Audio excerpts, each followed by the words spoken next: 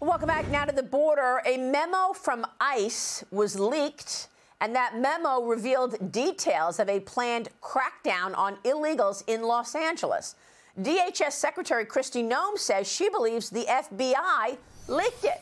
Noem posted this on X. The FBI is so corrupt. We will work with any and every agency to stop leaks and prosecute these crooked deep state agents to the fullest extent of the law, writes the Department of Homeland Security Secretary. It comes days after a similar leak happened for a raid in Aurora, Colorado, where several Tren de Aragua gang members were allegedly able to escape capture because of the leaked memo. Joining me now is U.S. Border Czar Tom Homan. Tom, it's great to have you. Thank you so much for being here, and thanks for all of your efforts. That's number one. You were at that Colorado raid. Tell me what happened. Do you believe the FBI is behind leaking your plans and allowing these maniacs, these Tren de Aragua gangsters, to escape capture? Well, yeah, the Aurora operation was leaked. We think we found the source of the leak. It's under investigation right now by DHS IG. Secretary Noem, I agree with her that there's some information that tends to show that the second leak and the California operation may have been someone in the FBI. I've talked to the Deputy Attorney General. We talk every day, but this weekend we talked about he has opened up a criminal investigation into that leak. So when we find these people and we have the evidence to support a prosecution, that's exactly what's going to happen.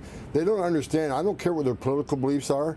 This isn't about politics. This is about the safety of our officers. It's only a matter of time if these leaks continue that our officers are going to walk into a place and be ambushed by someone who just don't care about life and are going to take these ICE officers on. It's already a dangerous job. Giving the bad guys a head up, we're coming, is going to just make the job much more dangerous. We're taking it serious. It's under criminal investigation. Those who are responsible will be held criminally responsible, and we'll prosecute them. That's unbelievable. What are you going to do to keep your raids quiet? I mean, you know, now you know somebody on the inside is leaking your plans, and you can't have that. No, and that's why we're going to take serious action, and it's under criminal investigation. I think once that word gets out and we're making it known, we're going to prosecute. We don't care if you carry a badge or gun or not. You will be criminally prosecuted, and we'll lock you up. So, look, we're keeping the plans real tight. You know, I said from day one, we want to be transparent with the American people that we truly are concentrating on public safety threats and national security threats. So we had some media ride-alongs. Bill Malusian did the Aurora. But, you know, we're keeping things close hold now. We're reevaluating, you know, how much media ride-along we want. I'm not pointing the finger at them. We can't show any leaks by the friendly media, but we're looking at everything. But here's what people need to understand. We're going to keep coming. This is not going to slow us down. In sanctuary cities, you want to put roadblocks up? We'll double the manpower in sanctuary cities. We'll double the targeting in sanctuary cities. If we can't get them at their home, we'll get them at the workplace. We're going to increase worksite enforcement tenfold. We are not walking away. We're coming. We're not going to be stopped. We're going to keep President Trump's promise on looking for those who are in the country illegally that are a public safety threat. Nothing will stop us from doing this job. Well, that's terrific to hear because people are afraid of these dangerous gangs. Look, Kristi Noem also sent a letter to Treasury Secretary Scott Bessent, and she's requesting that the IRS provide agents for immigration enforcement. She says they can help with investigating illegal employment and money funding, human trafficking. They can also assist with arresting, detaining, and transporting migrants, Tom. Tell me about this, because I know Joe Biden hired tens of thousands of IRS agents to try to look under every rock and audit all American citizens so that he can get more money raised through tax audits. How are you going to transition those people to become border agents? Well, it's really not that difficult for the IRS special agents who carry a badge and gun. They can certainly help on these operations. It only takes one immigration official with Title VIII authority, immigration authority, to make that arrest, but we can always use more armed officers to watch the perimeter, watch the back door. And certainly the non-officers in IRS They can do keystrokes. They can sit there and process an illegal alien for us, and that takes a badge and gun out of that processing office and put them on the streets, which increases the manpower in the streets, increases the number of teams on the street. So they can be a force multiplier in many ways. I agree with the Secretary. We can use them in law enforcement and investigative capacity to chase the money, right? These criminal cartels count on the money they make. That's how they buy off Mexican officials. That's how they pay off, you know, the corrupt customs officials. So chasing the money, IRS, great work. But they can also help in operations with their law enforcement presence. And those who aren't law enforcement officers, there's many jobs we could put them in where we can take a badge and gun out of a non-enforcement job and put them back on the street. So there'll be a force multiplier. I agree 100%. Let's put them to work. That's great. I mean, it's a good idea. Look, the last time we spoke, you were in an undisclosed location. And, you know, we knew that it was a very sensitive operation. I mean, this is obviously... Partly it was leaked. We didn't do it, but you were in an undisclosed location. I didn't say where you were. And I asked you a question. I said, are you going to be able to bust up these networks that have already created huge businesses in America? Because the drug cartels, you know, they charge everybody to get over the border. They put them inside the border, but then they have to keep paying those drug cartels. And they have actually started businesses here in America. I'm talking about drug trafficking business and even worse, human trafficking going on in America. How substantive is that? You know, how persistent is that? And are you busting any of them? Yes, human trafficking investigations are up over 300%, so we're on top of that. Not only human trafficking investigation, but the cartel's presence in our major cities in the country. So it's just not Tren de Agua. Look, I'm not going to be happy to every single member of Tren de Agua out of the country. We're going to eradicate them from the United States, along with the other criminal cartels who are taking a presence in every major city. There used to be the day they just smuggled the guns into, smuggled the narcotics into the United States.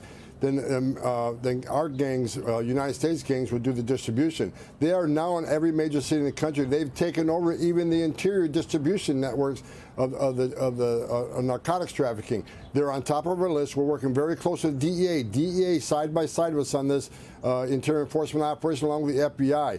So yes, we're targeting those trafficking organizations both with humans and drugs. You're going to see a huge decrease in the amount of that trafficking going on in the country. Look, the border numbers right now, Maria, we're down 90%, which means less women and children being sex trafficked in the United States, less fentanyl is getting in the United States to kill Americans, and less terrorists are crossing the border. President Trump, what he's done to this border already has significantly hurt the cartels. They're losing billions of dollars a month because of what President Trump has done. We're going to suffocate these people. We're going to shut them down because if they don't have money, they can't bribe officials, and they can't continue their business. So we're going to tackle just not in the United States, not just in Mexico, but worldwide. The Jalisco cartels in 43 countries around the globe. We're attacking them. Since President Trump has called them a terrorist organization, that opens up a wide net of what we can do with these cartels. We're on it. We're not going to stop till we finish it. That's a great point. So what does that give you? The fact that now you are officially naming these drug cartels terrorist organizations? Because I mean, I've heard in the past that the Mexican drug cartels, they run Mexico. So you can do a deal with, Claudia Sheinbaum and, the Mexican government, but are they also answering to the dangerous cartels? Oh, absolutely. Look, I've done this for over 3 decades. Like, even our vetted units, the units that we personally vet in Mexico, the Mexican federal agents, we don't even tell them everything because we don't fully trust many people in Mexico. And look, the cartels have survived for decades in Mexico.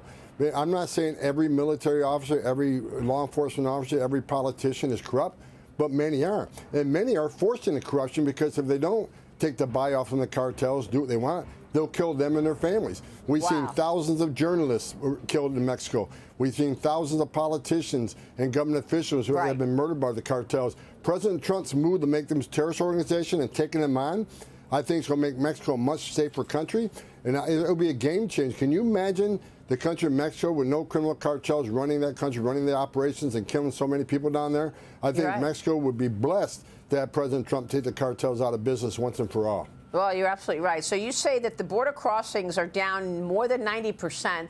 So then illegals, reportedly, they're turning around and heading back. The officials are saying it's a new trend in Trump's border crackdown. They're not coming. Canadian police also caught more than a dozen illegal migrants trying to cross the border there, the north border, in below freezing temperatures, including 5 children reportedly wearing quote-unquote inadequate clothing. This happening as President Trump's tariff threats are pushing Mexico and Canada to ramp up border enforcement. How significant has that been, Tom? What do you want to tell us about the assistance that now you're getting from Mexico and Canada with regard to their troops or however they're helping your efforts at the border? Look, I think President Trump has proven with borders crossing down over 90%, Joe Biden could have done this. But, you know, President Trump came in a matter of 2 weeks.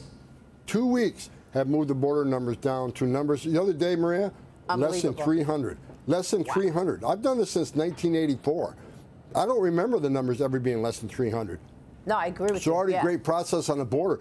Canada, I met with the Canadian officials. They're doing more to secure the border up there. Look, I grew up on the Canadian border. I know that border very well. Canada's now stepping up. Of course, they're putting military in their border now. So President Trump has done great things from Mexico and Canada by the pure power of the presidential office. President Trump's a game changer, and he's proven it every day. And Tom, I know that on average it was several thousand at the border every day, but I remember when there were all those people in Eagle Pass under the bridge, and we were talking about a peak of 11,000 people a day coming through the U.S. border. And now you're telling me it's 300 people? We were up to 11,000 a day. 11,000 down to 283. Because of President Trump's actions. President Trump has proven every day he's a great president, greatest president in my lifetime. Great job for you. Great job. Thank you, Tom Homan, as well. Thank you, President Trump. Good to see you, sir. We'll be watching your work. Thank you, sir.